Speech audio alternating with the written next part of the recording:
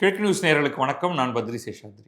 Iran போர் நடந்து கொண்டிருக்கக்கூடிய இந்த நேரத்தில் உலகெங்கும் பெட்ரோல் டீசல் தட்டுப்பாடு, எரிவாயு தட்டுப்பாடு போன்ற பல்வேறு பிரச்சனைகள் நடந்து கொண்டிருக்கும் பொழுது அமெரிக்கா அதை கடுமையாக எதிர்க்கிறது. ஈரான் இந்த ஹார்முஸ் நீரிணைப்பை இப்படியெல்லாம் தொல்லை தருவது நியாயமல்ல. அவர்கள் எண்ணெய் உற்பத்தி செய்யக்கூடிய வளைகுடா நாடுகள் 6 மீது தாக்குதல் நடத்துவது நியாயமல்ல அப்படின்னு சொல்லிக்கிட்டு அமெரிக்கா என்ன பண்ணுதுன்னா, கியூபாங்கிற சிறு பகுதி, சென்ட்ரல் அமெரிக்கா ஒட்டி இருக்கக்கூடிய ஒரு நாடு, அந்த நாட்டை கழுத்தை பிடிச்சி திரிகிட்டு இருக்கு. இந்த நாடு ரொம்ப நாளாகவே கம்யூனிசத்தை பின்பற்றி வந்திருக்கக்கூடிய நாடு. அதனாலேயே அமெரிக்காவுக்கு கியூபா மீது மிகுந்த எரிச்சல். பல பல பல ஆண்டுகளாக, இன்று நேற்றல்ல, 1960களிலிருந்து இந்த நாட்டை எப்படியாவது அழித்து விடுவது என்று நேற்றைக்கு வந்திருக்கக்கூடிய ட்ரம்ப் அல்ல, எத்தனையோ அதிபர்கள், அமெரிக்காவின் குடியரசுத் தலைவர்கள் இதை முயற்சி செய்திருக்கிறார்கள். ஆனால் ஒன்றும் நடக்கலை. அப்போ அவர்களுக்கு ரஷ்யாவிடமிருந்து மிகப்பெரிய ஆதரவு வந்து கொண்டிருந்தது. கம்யூனிசம் ரஷ்யாவில் கோலோச்சி கொண்டிருந்தவரை கியூபாவுக்கு அவங்க அள்ளி கொடுத்துக்கிட்டு இருந்தாங்க. இன்ஃபேக்ட் கியூபாவில் ஒரு நியூக்ளியர் மிசைல் தளமே ஏற்படுத்தி அமெரிக்காவுக்கு பயங்கர அச்சுறுத்தல் கொடுக்கணும் அப்படின்னு குருச்சேவ் யுஎஸ்எஸ்ஆருடைய தலைவராக இருக்கும் பொழுது ஒரு முயற்சி ஒன்று பண்ணார். அது ஒரு மாதிரி மிக பயங்கரமான ஒரு போரே நடந்துவிடும் போல ஒரு நிலை ஏற்பட்டு, அதுக்கப்புறமாக ஒரு ஒப்பந்தம் ஏற்பட்டு கியூபாவில் நியூக்ளியர் வெப்பன்ஸ் எதுவும் இருக்காது என்று ஒரு முடிவு வந்தது. அதற்கு பிறகு இந்த கம்யூனிசம் வீழ்ந்ததற்கு பிறகு சோவியத் யூனியன் ரஷ்யாவால் பெரிய அளவுக்கு கியூபாவுக்கு உதவ முடியவில்லை. ஏதோ கொஞ்சம் உதவிக்கிட்டு இருக்காங்க. அந்த சமயத்தில் வெனிசுவாலா கியூபாவுக்கு பயங்கரமாக உதவி செய்ய வந்தது. முக்கியமாக கியூபா கிட்டத்தட்ட இந்தியா மாதிரி உள்நாட்டில் இருந்து கச்சா எண்ணெயெல்லாம் உற்பத்தி செய்வதற்கான வாய்ப்பே கிடையாது, ரொம்ப ரொம்ப குறைவு. அவர்களுக்கு கரியும் கிடையாது. அப்போ எனர்ஜிங்கிறது முற்றிலுமாக வெளிநாடுகளிலிருந்து வர வேண்டி இருக்கக்கூடிய நிலையில் வெனிசுவாலா அவர்களுக்கு ரொம்ப குறைந்த விலையில் கிட்டத்தட்ட இலவசமாக கச்சா எண்ணெயை அனுப்பி கொண்டிருந்தது. அதை வைத்துதான் அவர்கள் பிழைத்துக் கொண்டிருந்தார்கள். அதற்கு பதிலாக கியூபாவில் மருத்துவ வசதிகள் ரொம்ப ரொம்ப ரொம்ப தரமாக இருக்குங்கிறதுனால மருத்துவ உதவிகளை அவர்கள் வெனிசுவேலாவுக்கு செய்து வந்தார்கள். கியூபாவில் கரும்பு உற்பத்தி ரொம்ப ஜாஸ்தி, புகையிலை உற்பத்தி மிக அதிகம், கியூபன் சிகார் அப்படின்னு சொல்றது ரொம்ப பிரசித்தி பெற்றது. அப்போ இதெல்லாம் ஏதோ வெளிநாட்டு சந்தையில் இவற்றையெல்லாம் விற்று ஒரு மாதிரியாக கியூபா ஓரளவுக்கு தன்னை பார்த்து கொண்டிருந்தது. எங்கே மாற்றம் ஏற்பட்டது அப்படின்னா, வெனிசுவேலாவை அமெரிக்கா ஒரு மாதிரி தன்னுடைய கைக்குள் கொண்டு வருகிறது. இப்போ ஜனவரி மாதத்தில் இரவோடு இரவாக போய் அவர்களுடைய தலைவர், நாட்டின் தலைவராக, குடியரசுத் தலைவராக இருக்கக்கூடிய நிக்கோலஸ் மதுரா அப்படிங்கிறவர் கடத்தி கொண்டு வந்துடுறாங்க. இப்போ வெனிசுவேலால டெல்சி ரோட்ரிகே அப்படிங்கிறவங்க அப்பொழுது துணை அதிபராக இருந்தவங்க இப்போ அதிபராக, இப்பொழுதைக்கு பொறுப்பு அதிபராக ஆட்சி நடத்திட்டு இருக்காங்க. அவங்க அமெரிக்கா என்ன சொன்னாலும் செய்யறேங்கிறாங்க. அதை அடிப்படையாக வைத்து கச்சா எண்ணெய் என்பது போகவே விடாமல் ஜனவரியில் ஆரம்பித்து இன்று வரை, இப்போ நம்ம மார்ச் முடிய போகுது, ஒரு சொட்டு கச்சா எண்ணெய் கியூபாவுக்கு போகல. அதை வைத்து தான் ஒரு சில கட்டுரைகள் வந்திருக்கு. டைம்ஸ் நவுல, எக்கானமிஸ்ட்ல, ஹிந்து ஆங்கில ஏடுல வந்திருக்கக்கூடியதை வைத்து நம்ம இதை பற்றி பேசுவோம். இப்போ இந்த வெனிசுவேலன் ஆயில் ஷிப்மெண்ட் ஜனவரியிலிருந்து வரல அப்படிங்கிறது மிகப்பெரிய ஒரு பிரச்சனையாக இருக்கிறது. இந்த நேரத்தில் ரஷ்யாவிலிருந்து ஒரு ஆயில் டேங்கர் ரஷ்ய எண்ணெயை ஏற்றிக்கொண்டு அனட்டோலி கொலோட்கின் அப்படிங்கிற ஒரு கப்பல் கிட்டத்தட்ட 7,30,000 பேரல் கச்சா எண்ணெயை எடுத்துக்கொண்டு கியூபாவை நோக்கி சென்று கொண்டிருக்கிறது. இது என்ன மாதிரியான சண்டையை, பிரச்சனையை கியூபா அருகில் ஏற்படுத்தும் அப்படிங்கிறது தான் இந்த கட்டுரை முன்வைக்கக்கூடியது. டைம்ஸ் நவ் பேசுகிறது இதை பற்றி. இந்த கப்பலை அமெரிக்கா தடுக்குமா? அமெரிக்கா ஏற்கனவே ரஷ்ய எண்ணெய்க்கு ஒரு சாங்ஷன் போட்டிருக்கு. ரஷ்ய எண்ணெய் இங்கே வரக்கூடாது, கியூபாவோ இல்லை எந்த நாட்டுக்குமே ரஷ்ய எண்ணெய் விற்கக்கூடாதுன்னு. ரஷ்யா என்ன பண்ணிட்டான், தைரியமாக தன்னுடைய நாட்டின் கொடியை நட்டு அந்த கப்பலில், நீ போப்பா நான் பார்த்துக்கிறேன் அப்படின்னு சொல்லியிருக்கான். இப்போ இந்த ரஷ்ய கப்பலை, எண்ணெயை எடுத்துக்கொண்டு, கச்சா எண்ணெயை எடுத்துக்கொண்டு சென்று கொண்டிருக்கும் ரஷ்ய கப்பலை அமெரிக்கா தடுக்குமா? அதை கைப்பற்றுமா? அதன் மீது குண்டு வீசி தாக்குமா? தாக்கினால் ரஷ்யா பதிலுக்கு என்ன செய்யும்? இதுதான் நம்மை நோக்கி இருக்கக்கூடிய மற்றும் ஒரு மிகப்பெரிய பிரச்சனை. ஏற்கனவே ஈரானில் ஒரு போர் நடந்துகிட்டு இருக்கு. அந்த ஈரான் கடுப்பாகி சுற்றி இருக்கக்கூடிய அனைத்து வளைகுடா நாடுகளையும் தாக்கி கொண்டிருக்கிறது.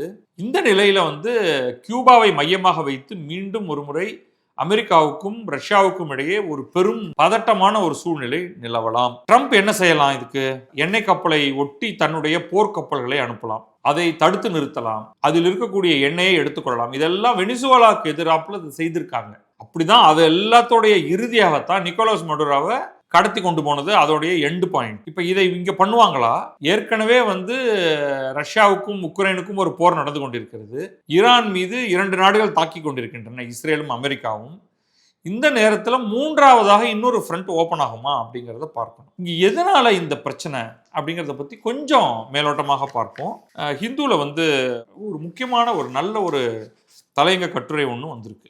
நான் குறிப்பிட்ட ஒரு சில விஷயங்களை பற்றி மட்டும் பேசுகிறேன். இந்த நாடு கியூபா முழுவதுமாக வெளியிலிருந்து வரக்கூடிய எண்ணெயை நம்பி இருக்கிறதுன்னு பார்த்தோம். அது மட்டும் இல்லை, அவர்களுடைய 83% மின் உற்பத்தி வெளியிலிருந்து வரக்கூடிய இந்த எண்ணெய் வளங்களிலிருந்து தான் கிடைக்கிறது. இந்த எண்ணெயை பெட்ரோலாகவோ டீசலாகவோ மாற்றி அதை எரித்து அதிலிருந்து உங்களுக்கு அனல் மின் நிலையத்தை இயக்குவதற்கு இது தேவைப்படுகிறது. இப்போ என்ன ஆயிருக்குன்னா, அவங்களுக்கு கடந்த பல தினங்களாக ஜனவரியிலிருந்து ஆரம்பித்ததா ஏதோ கொஞ்சம் ஸ்டாக் இருக்கிறத வைத்து அவர்கள் பிப்ரவரி ஓரளவுக்கு ஓட்டியிருப்பாங்க. இப்போ அவர்கள் கிட்டத்தட்ட முழுவதுமே இருளில் மூழ்கி இருக்கிறார்கள். கரண்ட் கிடையாது, அவங்களுக்கு வேற சோர்ஸ் கிடையாது கரண்ட்டை ப்ரொடியூஸ் பண்றதுக்கு. 3 முறை அவங்களுடைய மின் இணைப்பு கிரிட்னு சொல்லுவோம், அது 3 தடவை கொலாப்ஸ் ஆயிடுச்சு மார்ச் மாசத்துல மட்டுமே. இன்னொரு பக்கம் அவங்களுக்கு வண்டிகள் ஓட்டுவதற்கு வழி இல்லை, அதனால தெருவில் குப்பைகள் நிரம்பி வழிகின்றன. கரண்ட் இல்லாததுனால ரெஃப்ரிஜரேட்டரை இயக்க முடியல, ரெஃப்ரிஜரேட்டரை இயக்க முடியாததுனால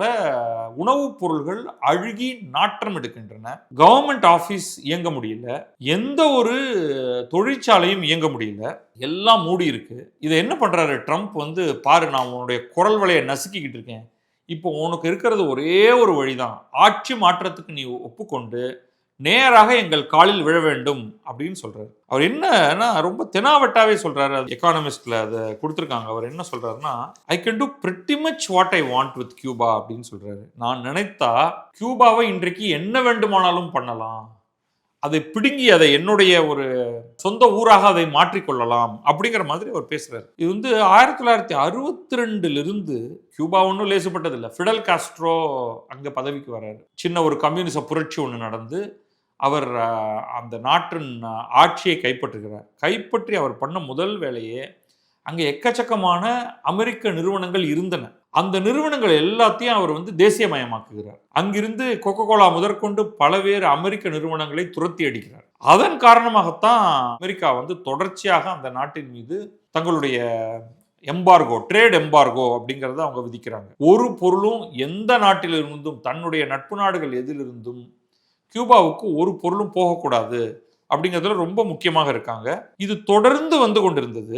அதுக்கப்புறமா இந்த நாட்டை ஒரு பயங்கரவாத நாடு அப்படின்னே அறிவிச்சாங்க. ஸ்டேட் ஸ்பான்சர் ஆஃப் டெரரிசம் அப்படின்ட்டு. அதை யார் மாத்தினார்னா, ட்ரம்ப்புக்கு முன்னாடி பராக் ஒபாமா, அதாவது ட்ரம்ப்புடைய ஃபர்ஸ்ட் டேர்முக்கு முதல் பராக் ஒபாமா பிரசிடென்டாக இருக்கும் பொழுது அவர் கியூபாவோடு ஒரு நல்லெண்ண அடிப்படையில் உறவை ஏற்படுத்தி கொண்டு ஏதோ ஒரு விதத்தில் கியூபா ரொம்பவே 60களிலிருந்து ரஷ்யா எப்பொழுது சோவியத் யூனியன் வீழ்ந்ததோ, கம்யூனிசம் வீழ்ந்ததோ, அந்த 1990களிலிருந்து ரொம்ப சிக்கல். 1989, 90, 91 சமயத்தில் இந்த கம்யூனிசம் உடைந்து போகக்கூடிய காலகட்டத்துக்கு பிறகு அவங்களுக்கு யாருமே அவங்களுக்கு உதவுறதுக்கு தயாராக இல்லாத அந்த காலகட்டத்திலிருந்து ரொம்ப சிக்கல்ல இருக்கக்கூடிய அந்த நாட்டுக்கு கொஞ்சம் ரிலீஃப் கொடுக்கணும் அப்படின்ட்டு பராக் ஒபாமா ஒரு சில மாற்றங்களை கொண்டு வர பார்க்குறாரு. ஆனால் ட்ரம்ப் ஆட்சிக்கு வந்த உடனே இதை ஒரு பயங்கரவாத நாடு அப்படின்னு அறிவிக்கிறார். இதில் வேறு சில பர்சனல் இஷ்யூஸும் இருக்குது. இப்பொழுதைக்கு secretary of state, US secretary of ஸ்டேட்டுங்கிறவர் கிட்டத்தட்ட ஃபாரின் மினிஸ்டர், அயலுறவுத்துறை அமைச்சர் அப்படிங்கிற மாதிரி அந்த பொசிஷனில் இருக்கிறவர் மார்க்கோ ரூபியோ அப்படிங்கிறவர், புளோரிடாவை சேர்ந்தவர். இவர் கியூபாவிலிருந்து தப்பி ஓடி புளோரிடா மாகாணத்தில் தங்கி இருக்கக்கூடிய கியூபன் இமிகிரண்ட்ஸுடைய மகன். ஸோ இவருக்கு ஒரு பர்சனலான ஒரு எண்ணம், எப்படியாவது கியூபாவில் இப்பொழுது ஆட்சியில் இருப்பவர்களை அழித்து விட்டு அந்த இடத்தில் வேறு ஒரு, அதாவது அந்த கம்யூனிசம்ங்கிறத அழித்து துடைத்து விட்டு அங்கே வேறு மாதிரியான ஒரு ஆட்சியை கொண்டு வரணும் அப்படிங்கிற ஒரு நோக்கம் கொண்டவர். இன்ஃபேக்ட் இன்னைக்கு சொல்ல போனீங்கன்னா, கியூபாவை சேர்ந்தவர்கள், கியூப நாட்டினர் எக்கச்சக்கமாக அவங்க வந்து புளோரிடா மாகாணத்தில் வசித்துக் கொண்டிருக்கிறார்கள். ஸ்பானிஷ் மொழி பேசிக் கொண்டிருப்பார்கள். இவர்கள் எல்லோருக்குமே எப்படியாவது கியூபாவில் ஆட்சி மாற்றம் கொண்டு வந்து விட வேண்டும் அப்படிங்கிறதுல ரொம்ப ஆர்வமாக இருப்பவர்கள், ரொம்ப தாராளமாக ட்ரம்ப்புக்கு வாக்களிப்பவர்கள், ட்ரம்ப்புக்கு நிதி கொடுப்பவர்கள். ஸோ இது எல்லாம் சேர்ந்துட்டு என்ன ட்ரம்ப்புக்கு வந்து புளோரிடாவில் மாரலாகோ அப்படின்னு அவருடைய ஒரு பெரிய ஒரு எஸ்டேட் ஒன்று அவர் வச்சிருக்காரு. ஸோ அவருக்கு வந்து இந்த கியூபன் இமிகிரண்ட்ஸோட ரொம்ப நெருங்கிய ஒரு உறவு இருக்கிறது. மார்க்கோ ரூபியோவே நம்ம உதாரணத்துக்கு சொல்கிறோமே. அப்போ இவர்கள் எல்லோரும் சேர்ந்து கொண்டு எப்படியாவது இதுதான் வாய்ப்பு, வெனிசுவேலா விழுந்துருச்சு, இனி கியூபாவுக்கு உதவுறதுக்கு யாரும் இல்லை, எப்படியாவது இதை வந்து இவர்களை மடக்கி அழித்து இவங்களை வந்து அமெரிக்கா சொல்படி செயல்படக்கூடிய ஒரு பொம்மை நாடாக மாற்ற வேண்டும் அப்படின்னு பார்த்துக்கிட்டு இருக்காங்க. ஒரே ஒரு பிரச்சனை, இப்போ இந்த நாட்டை நோக்கி போய்கொண்டிருக்கக்கூடிய ரஷ்ய கப்பல், அந்த கப்பலில் இருக்கக்கூடிய எண்ணெய், இந்த எண்ணெய் கியூபாவுக்கு போயிருச்சுன்னா அவங்க இதை சுத்திகரிப்பு செய்து இன்னும் பல மாதங்களுக்கு ஓட்டி விடுவார்கள். அவர்களுக்கு வேண்டிய அளவுக்கு ஃபியூவல் கிடைச்சிடும். அது ரொம்ப ரொம்ப ரொம்ப சின்ன இடம்பா. அந்த தீவுலேயே அமெரிக்கா வந்து குவாண்டானமோ பே அப்படின்னு ஒரு இடத்தை தன் கையில் வைத்திருக்கிறது. இப்போ கியூபாங்கிற பகுதியில் அது இருக்கக்கூடிய தீவில் ஒரு ஓரத்தில் அமெரிக்காவுடைய ஒரு கேம்ப் இருக்கு. இந்த குவாண்டானமோ பேல அவங்க என்ன பண்ணுவாங்கன்னா, தங்கள் நாட்டில் இந்த அல்கைதா போன்றவர்கள் எல்லாம் அவங்க வந்து உலகத்தில் பல்வேறு இடங்களில் பிடிக்கிறார்கள் இல்லையா, தீவிரவாதிகள், அவர்களெல்லாம் கொண்டு போய் இந்த குவாண்டானமோ பேல போய் போட்டுருவாங்க. அது வந்து அமெரிக்காவின் நிலப்பரப்பாக அது கருதப்படுவதில்லை. அப்போ அந்த இடத்தில் யாரையாவது வைத்திருந்தால் அவர்கள் அமெரிக்காவில் இருக்கக்கூடிய சுப்ரீம் கோர்ட்டுக்கு அல்லது வேறு எந்த கோர்ட்டுக்கும் போய் அவங்க வந்து ஒன்றுமே பண்ண முடியாது. அவங்க போய் ஒரு ஹேபியஸ் கார்பஸ் மனு கூட போட முடியாது. அமெரிக்க அரசு இன்றைக்கு கியூபாவை அப்படியே அழித்து விடுமா, இன்றைக்கு முடிச்சு விடுவோமாங்க கதையை அப்படின்னு பார்த்துக்கிட்டு இருக்கும் பொழுது நம்ம இப்போ சொல்கிற இந்த ரஷ்ய கப்பல் போயிட்டு இருக்கு. அடுத்த சில நாட்கள் என்ன நடக்குதுன்னு பார்ப்போம். நியாயமாக நம்ம பார்க்க வேண்டியது என்ன அப்படின்னா வந்து கியூபாவுக்கு இன்று அமெரிக்கா செய்யும் செயல் என்பது மிக மோசமானது. ஒரு நாட்டை எம்பார்கோ பண்ணுறதுக்கு ஒரு தனி நாட்டுக்கு எந்த காலத்திலும் உரிமை கொடுக்கவே கூடாது. அவன் நீ சொல்படி கேட்கணுங்கிறதுக்கு என்ன தேவை இருக்கு? Every country is a sovereign country. அந்த நாட்டில் ஃபிடல் காஸ்ட்ரோ தானாக சாகும் வரை ஃபிடல் காஸ்ட்ரோவை கொல்வதற்கு அமெரிக்காவின் சிஐஏ அத்தனை முனைந்திருக்கிறது. அது அவர்களே ஒப்புக்கொண்டிருக்கிறார்கள். இப்போ இவர்கள் பண்ணியிருக்கக்கூடிய ஆட்டம்ங்கிறது கொஞ்சம் நஞ்சம் இல்லை.